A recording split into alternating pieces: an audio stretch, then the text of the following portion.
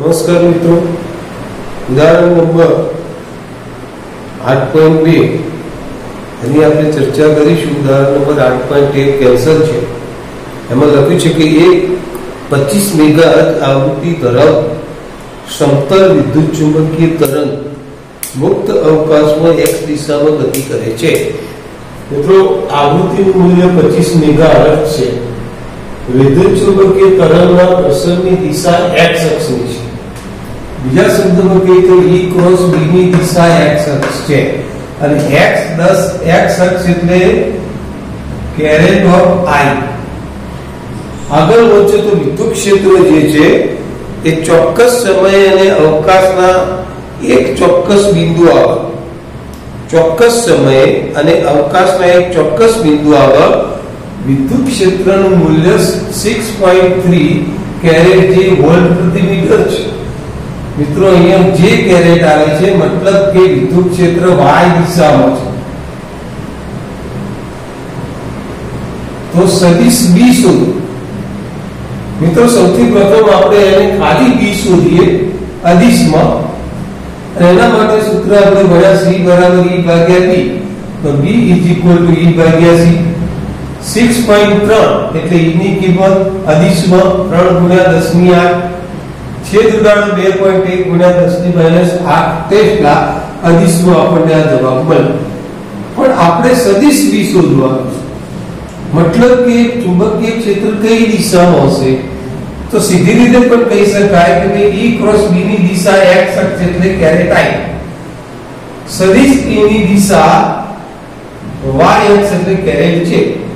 જો E cross B ની x અક્ષમાં હોય, E ની y અક્ષમાં હોય તો બાકી બધું z અક્ષ, તો B ની જે દિશા છે એ z અક્ષમાં। તો સીધે સીધું આપણે એને કેરેટ કે મૂકી શકીએ। મિત્રો, ગણતરી આ રીતે થાય કે E ક્રોસ B બરાબર I, J ક્રોસ B આપણે શોધવાનું છે કેરેટ I। હવે તમે વિચારો કે J ક્રોસ ખાલી જગ્યા બરાબર I, તો J ક્રોસ K મૂકો તો I મળે। એનો અર્થ એ થયો કે B ની દિશા એ z અક્ષની છે અને પરિણામે આપણે આ જવાબ મેળવી શકીએ। તો આ રીતે 8.2 ખૂબ જ સરળ છે, IMP છે, એને આપણે તૈયાર કરીશું। મિત્રો, ઉદાહરણ નંબર 8.3 ની આપણે ચર્ચા કરીએ। હવે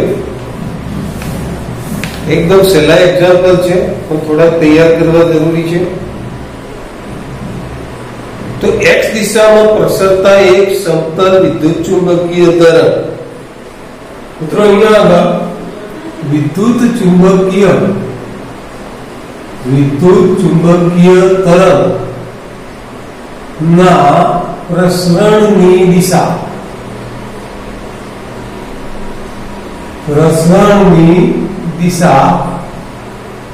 x અક્ષ એટલે કે કેરેટ I। આગળ વધીએ। સમતલ ચુંબકીય તરંગમાં x દિશામાં પ્રસરતા એક સમતલ ચુંબકીય તરંગમાં ચુંબકીય ક્ષેત્ર જે છે એ By is equal to 2 ગુણ્યા 10 ની -7 sin કૌંસમાં 0.5 ગુણ્યા 10 ની 3 ઘાત into x પ્લસ 1.5 ગુણ્યા 10 ની 11 ઘાત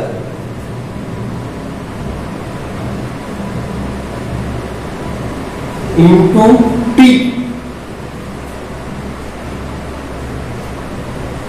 ટેસ્લા છે। સૂત્રો વડે આપવામાં આવે છે। પહેલો પ્રશ્ન છે કે ભાઈ તરંગની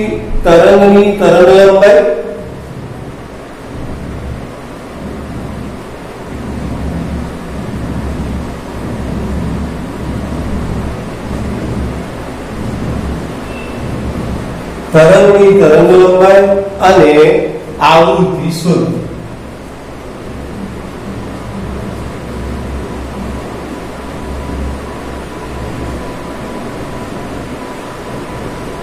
મિત્રો ઉપરોક્ત સમીકરણ જે આપણને આપ્યું છે કે py બરાબર 2 ગુણ્યા 10⁻⁷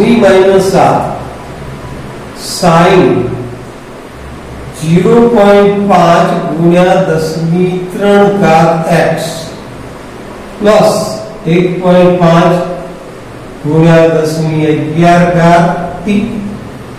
હવે આના જેવું જો આપણે ઇક્વેશન વિચારીએ તો dy બરાબર b0 sin, મિત્રો જો x છે ત્યાં આપણે k મૂકીએ છીએ kx પ્લસ t છે ત્યાં ઓમેગા મૂકીએ છીએ। આનો મતલબ એ થશે કે અહીંયા b0 ની કિંમત જે મળશે 2 ગુણ્યા 10⁻⁷ ટેસ્લા, k ની કિંમત જે મળે 0.5 મીટર ઇન્વર્સ અને ઓમેગા ની કિંમત જે મળે એ 1.5 ગુણ્યા 10⁻11 રેડિયન પ્રતિ મીટર। આ રીતે આપણે બે ઇક્વેશનની સરખામણી કરીને આ કિંમતો આપણે મેળવી શકીએ। k ની કિંમત રેડિયન પ્રતિ મીટર, તો બંને ઇક્વેશનોની આપણે સરખામણી કર્યા। થિયરિકલ ઇક્વેશન છે, આ રકમમાં આપેલી ઇક્વેશન છે। b0 ની કિંમત આ થાય, k ની કિંમત આ થાય અને ઓમેગા ની કિંમત આ। હવે આપણે તરંગ લંબાઈ શોધવી હોય તો આપણે જાણીએ છીએ કે k બરાબર 2π પર લેમ્ડા અને પરિણામી લેમ્ડા બરાબર, અને પરિણામી તરંગ લંબાઈ શોધવી હોય તો લેમ્ડા બરાબર 2π પર k, કિંમત મૂકી દઈએ તો 2 ગુણ્યા 3.14 અને ભાગ્યા k ની કિંમત 0.5। હવે 0.5 એટલે 1/2 થાય, તમે છેદ ઉડાડો તો આ 4 થઈ જશે, 3.14। એનો અર્થ એ થયો કે ભાઈ k જે આવશે, લેમ્ડા જે આવશે તરંગ લંબાઈ એ અહીંયા આગળ આપણે 0.5 ગુણ્યા 10⁻³ રેડિયન પ્રતિ મીટર, આ 10⁻³ અહીંયા આગળ તમે મૂકશો તો 4 તરી 12 અને 14 56 12.56 ગુણ્યા 10⁻³ મીટર। આ પ્રમાણે આપણે એની કિંમત તરંગ લંબાઈ લેમ્ડાની કિંમત આપણે લઈ શકીએ છીએ। દશક ચિહ્નનો આપો પાછો કરી અને આપણે એ લઈ શકીએ। ત્યાર પછી આવૃત્તિ શોધવી છે। આવૃત્તિ, તો આવૃત્તિ માટે 2π આપણે જાણીએ છીએ કે ઓમેગા ની કિંમત આવી ગઈ, ઓમેગા બરાબર 2π f મ્યુ, મ્યુ ની કિંમત એટલે આવૃત્તિ અને એના બરાબર થશે ઓમેગા ઉપર 2π અને ઓમેગા ની કિંમત 1.5 ગુણ્યા 10⁻11 ભાગ્યા 2 ગુણ્યા 3.14। મિત્રો જ્યારે તમે આનું સાદુરૂપ આપશો અને કેલ્ક્યુલેટર ઉપર એનું જ્યારે સાદુરૂપ આપશો ત્યારે એની જે કિંમત આપણને મળશે 1.5 ગુણ્યા 10⁻11 છેદમાં 2 ગુણ્યા 3.14, તો 2.388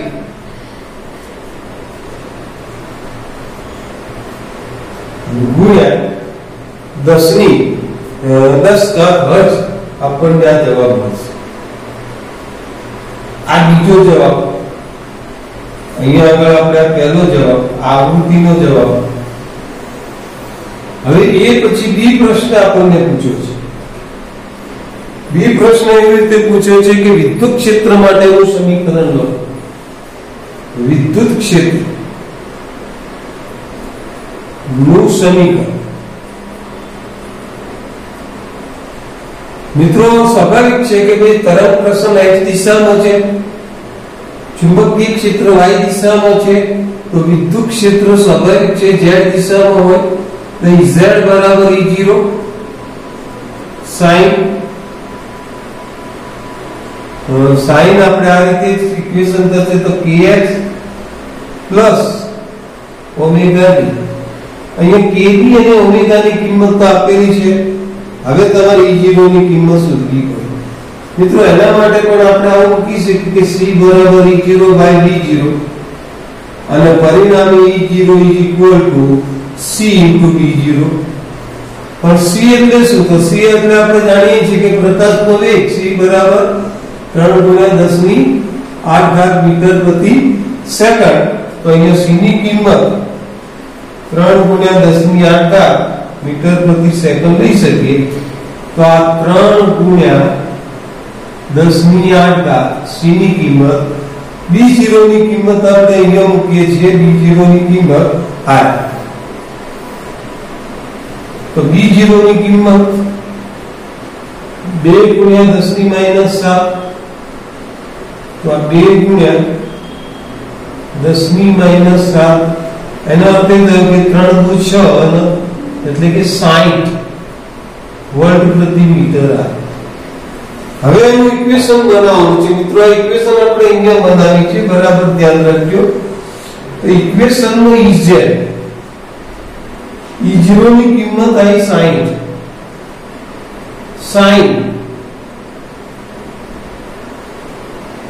60 કૌંસમાં આ જે કિંમત છે એ k ની કિંમત આપણે જે છે આ લખવાની છે 0.5 ગુણ્યા 10⁻³ x પ્લસ 1.5 ગુણ્યા 10⁻11t વોલ્ટ પ્રતિ મીટર. બરાબર મિત્રો, એ કાળજી રાખો. તો આ જે કિંમતો છે આપણે આ E0 ની કિંમત 60 મૂકવાની, k ની કિંમત જે છે k ની કિંમતમાં k ની કિંમત મૂકી દેવાની, ઓમેગા ની કિંમતમાં ઓમેગા ની કિંમત મૂકવાની. તો આ પ્રમાણે આપણે એક્ઝામ્પલ સહેલાઈથી એનું ઇક્વેશન બનાવી શકીએ અને આપણે સમજી શકીએ કે આ જવાબ આપણે આ રીતે મેળવી શકીએ. વળી zx છે એટલે કેરેટ k, zx છે એટલે કેરેટ k લખવાનું ભૂલવાનું નહીં. તો બરાબર જણાતું છે. જો ના દેખાતું હોય તો હું ફરીથી અહીંયા લખું છું કે Ez is equal to E0 ની કિંમત 60 k ની કિંમત, તો k ની કિંમત 0.5 ગુણ્યા 10⁻³ x વત્તા 1.5 ગુણ્યા 10⁻11t કેરેટ k વોટ પ્રતિ મીટર. તો આ પણ દાખલો સરળ છે, થોડીક મથામણ કરો તો આવડી જાય એમ છે. હવે મિત્રો છેલ્લા બે દાખલા આપણે ગણવાના છે. આના કરતા બહુ મહત્વના દાખલા છે, એટલે અહીંયા આગળ આપણે બહુ એની તકેદારી રાખવી પડશે, ધ્યાન રાખવું પડશે. તો 8.4 એમાં આપણને લખ્યું છે કે 18 વોટ પ્રતિ સેન્ટીમીટર સ્ક્વેર, 18 વોટ પ્રતિ સેન્ટીમીટર સ્ક્વેર જેટલું ઉર્જા ફ્લક્સ ધરાવતો પ્રકાશ એક અપરાવર્તનીય, અંડરલાઈન કરો, અપરાવર્તનીય સપાટી એટલે કે પ્રકાશનું પરાવર્તન કરતો નથી, પાછો ફેંકાતો નથી, આવી સપાટી પર લંબ રૂપે આપાત થાય છે. જો આ સપાટીનું ક્ષેત્રફળ 20 સેન્ટીમીટર સ્ક્વેર હોય તો 30 મિનિટ જેટલા સમયગાળા માટે સપાટી પર લાગતું સરેરાશ બળ શોધો. મિત્રો, ઉર્જા ફ્લક્સ નો બીજો અર્થ થાય છે તીવ્રતા. ઉર્જા ફ્લક્સ અને બીજા શબ્દમાં આપણે કહીશું તીવ્રતા. અને એ જે છે આપણને 18 વોટ પ્રતિ સેન્ટીમીટર, વોટ પ્રતિ સેન્ટીમીટર વર્ગ જેટલું આપણને આપ્યું છે.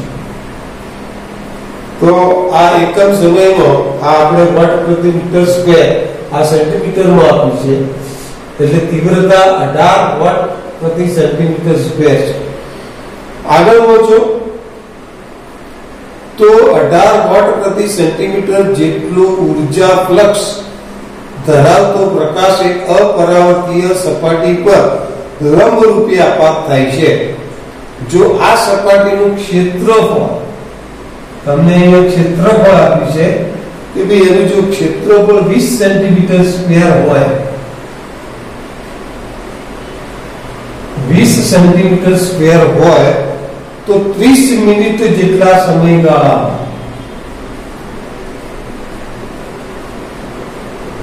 સપાટી પર લાગતું બળ ગણો, સપાટી પર લાગતું બળ શોધો. મિત્રો આમાં કેટલાક સૂત્રોને આપણે ચર્ચા કરી લઈએ કે ભાઈ ટી સમયમાં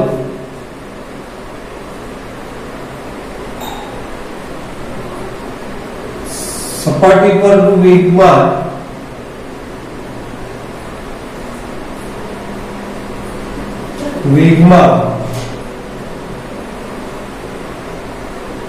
p હોય તો બળ F બરાબર p ભાગ્યા t જેટલું થાય. મિત્રો આના ઉપરથી આપણે સૂત્ર મેળવતા જઈએ છીએ. ધ્યાન રાખો. સાથે સાથે આ સૂત્ર કઈ રીતે આવે છે એ આપણે જોવાનું છે. તો F બરાબર p/t. વળી આ વેગમાન જે છે એ વેગમાન p બરાબર આપણે ઊર્જા ભાગ્યા પ્રકાશનો વેગ, u એ ઊર્જા છે, ઊર્જા ભાગ્યા પ્રકાશનો વેગ મૂકી શકીએ. મિત્રો સાથે સાથે આપણે જે તીવ્રતા આપી છે તો તીવ્રતા બરાબર શું થાય? તો તીવ્રતા બરાબર ઊર્જા ભાગ્યા ક્ષેત્રફળ ગુણ્યા સમય, એટલે કે u upon a into t. હવે અહીંયા આગળ આપણે આ વસ્તુ અહીંયા આગળ આપણે આ સૂત્રને બનાવવાનું છે. તો પહેલા સૌથી પ્રથમ આપણે એવું મૂકી શકીએ કે ભાઈ F is equal to u ભાગ્યા p ની કિંમત અહીંયા મૂકી દઈએ તો u ભાગ્યા c into t થાય.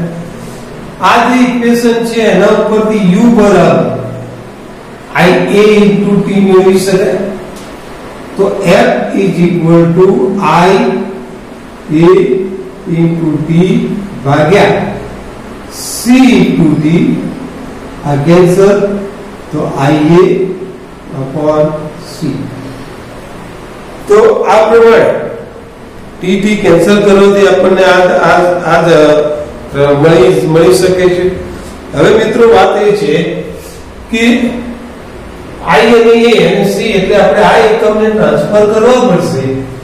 તો 18 વોટ મીટરમાં રૂપાંતર કરવો તો 10 - 4 મીટર વર્ગ થાય, એટલે 18 ગુણ્યા 10 - 4 મીટર વર્ગ થાય.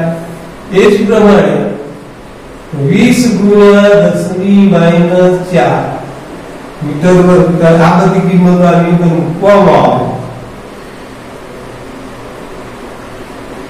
તો 20 ગુણ્યા 10 - 4 ભાગ્યા અહીંયા આગળ આપણે પ્રકાશનો વેગ c લઈ લઈએ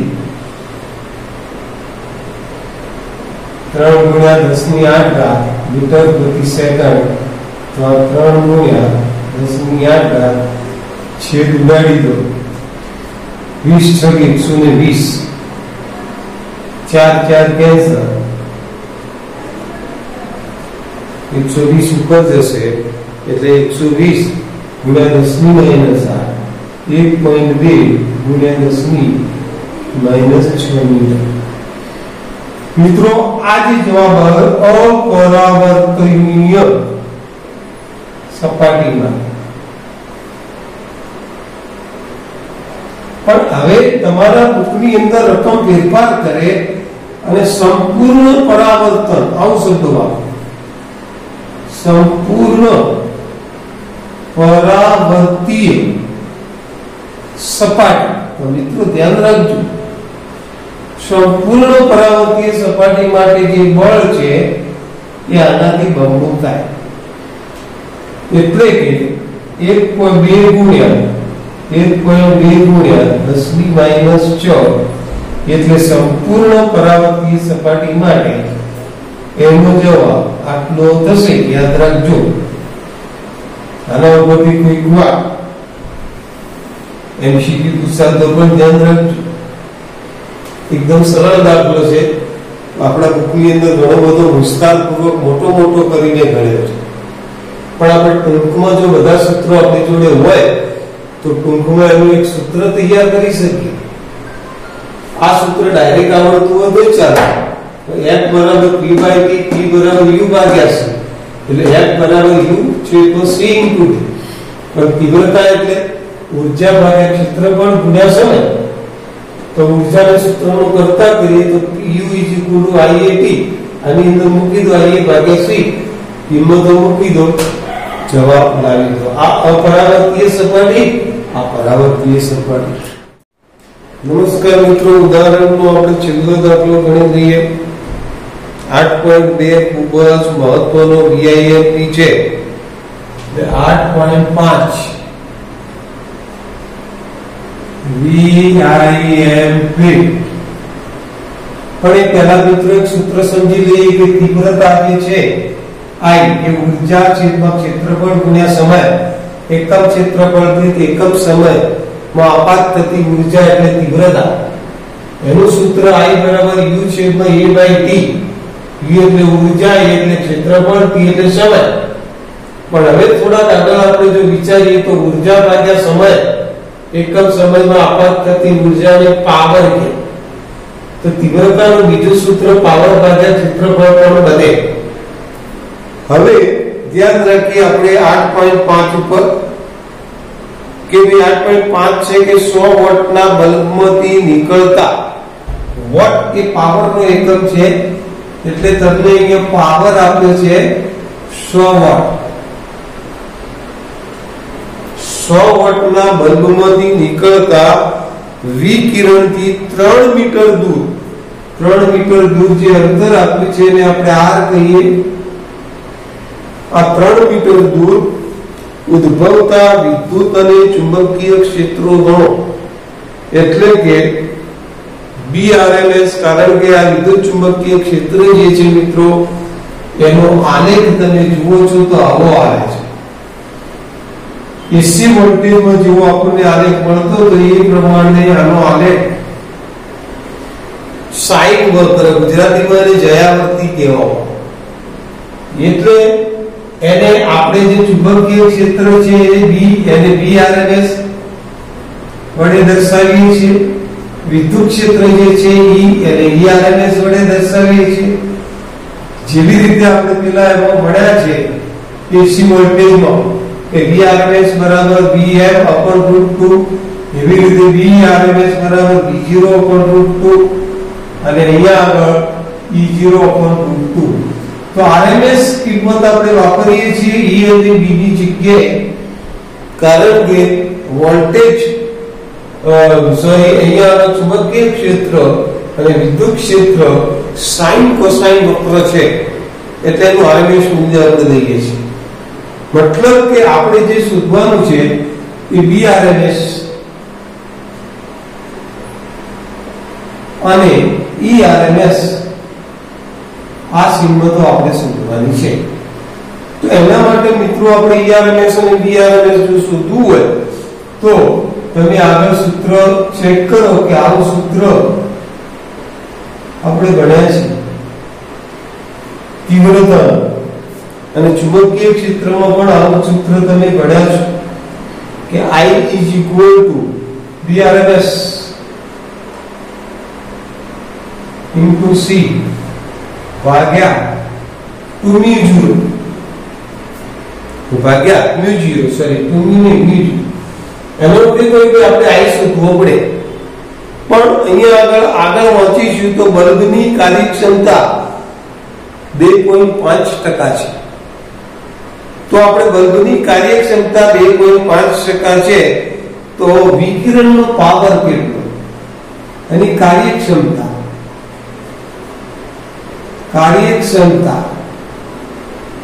2.5%.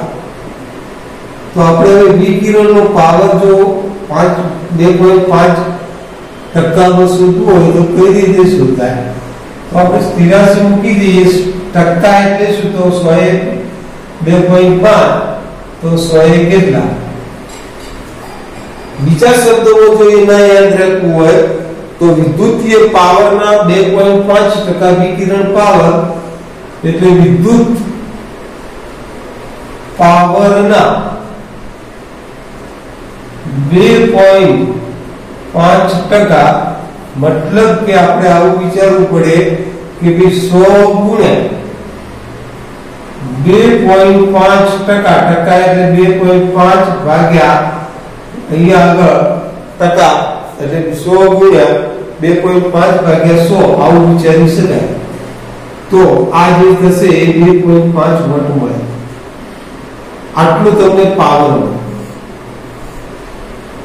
2.5 જેટલો આપણને પાવર મળે મિત્રો હવે પાવર ઉપરથી આપણે તીવ્રતા શોધવી છે તો એ તીવ્રતા I પાવર ઉપરથી P ભાગ્યા A અને P છેદમાં 4πr² તો પાવર તો 2.5 ભાગ્યા 4 ગુણ્યા 3.14 અને એના ગુણ્યા r એટલે 3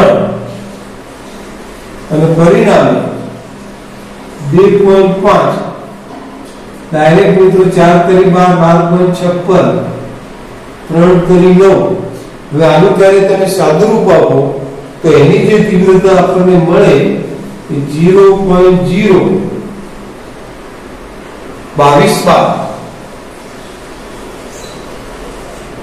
વોટ પ્રતિ મીટર સ્ક્વેર આ તીવ્રતા તો આપણે IRMS કે VRMS શોધવા માટે તમારે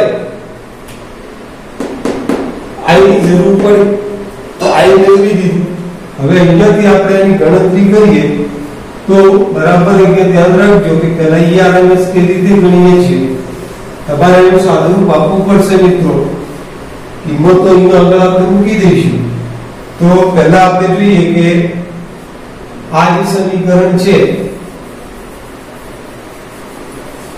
I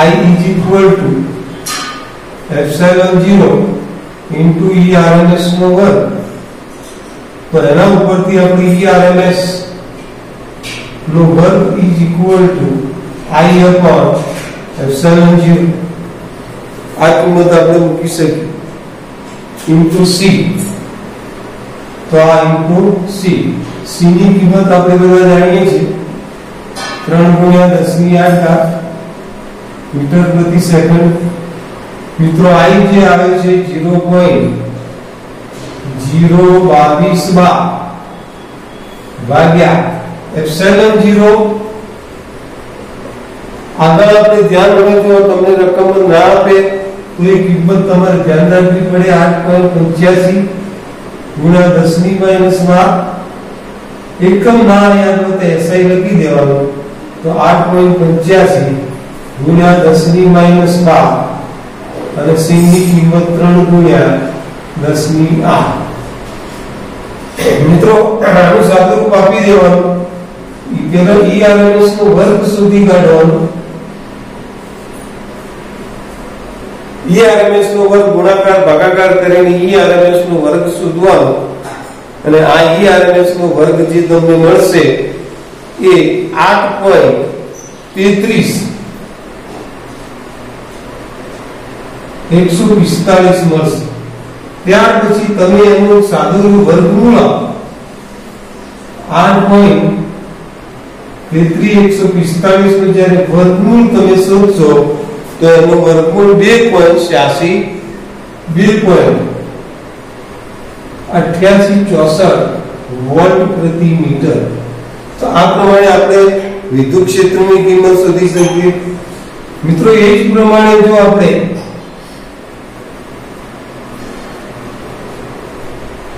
ચુંબકીય ક્ષેત્ર શોધવું હોય તો એની અંદર BRMS નો વર્ગ upon μ0 into C બે રીત છે મિત્રો બીજી રીત હું તમને બતાવીશ પહેલા આ જોયું તેમાંથી BRMS સૂત્રનો કરતા કરો તો I into μ0 upon C અહીંયા આગળ v0 ની કિંમત 4 પાઈ ગુણ્યા 10 ની -7 Tm/a મૂકવાની એટલે brms નો વર્ગ બરાબર 4 પાઈ અરે I ની કિંમત આપણે મૂકી દઈએ 0.022 બાર 4 પાઈ આ એટલે 3.14 ગુણ્યા 10 ની -7 અને ભાગ્યા 3 ગુણ્યા 10 ની 8 તો આ થશે brms ના વર્ગનો જવાબ સાદુરૂપ આપશો અને એનો જવાબ જ્યારે મળશે ત્યારે એનો જે જવાબ આપણે સાદુરૂપ આપી brms નો વર્ગ શોધવાનો અને brms જ્યારે તમે જવાબ શોધશો વર્ગમૂળ કાઢશો ત્યારે એનું વર્ગમૂળ 96.23 અને એના ગુણ્યા 10 ની -10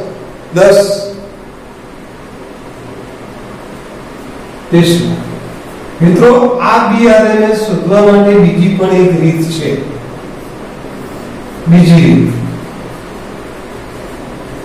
રીત કઈ તો આગળ તમે વિચારી જોયું કે c બરાબર e ભાગ્યા b છે તો આને તમે erms ભાગ્યા brms કહી શકો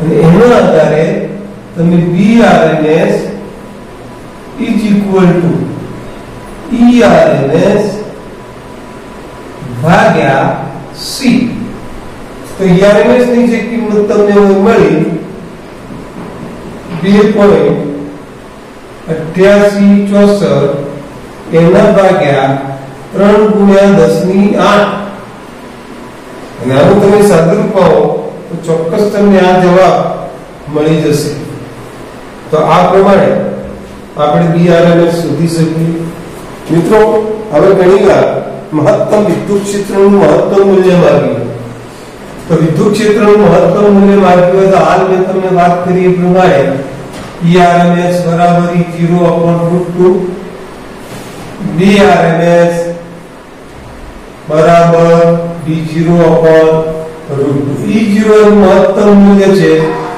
આને આના વડે ગુણી નાખો erms ને erms ની જે કિંમત આવી એને √2 વડે ગુણી નાખો એટલે E0 મળે brms ની જે કિંમત આવી એને √2 વડે ગુણો એટલે તમને B0 મળે તો આ પ્રમાણે આપણે erms અને brms ગણી શકીએ છીએ પણ brms ગણવા માટે આટલી લાંબી પદ્ધતિ ના કરવી હોય તો બરાબર ધ્યાન રાખજો કે આ બીજી રીત c બરાબર e ભાગ્યા b erms ભાગ્યા brms અને એના ઉપરથી brms તમે શોધી શકો છો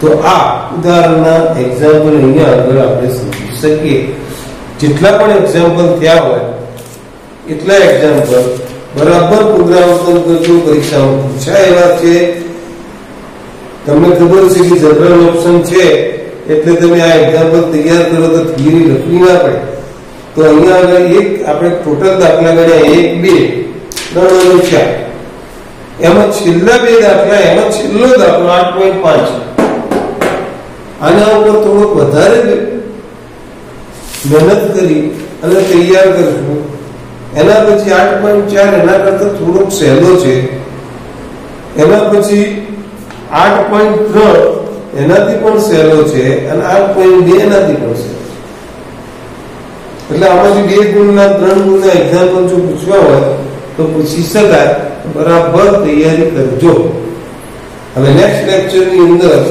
આપણે આના જે કંઈ સ્વાધ્યાયના એક્ઝામ્પલ છે એના ઉપર ગણતરી કરીશું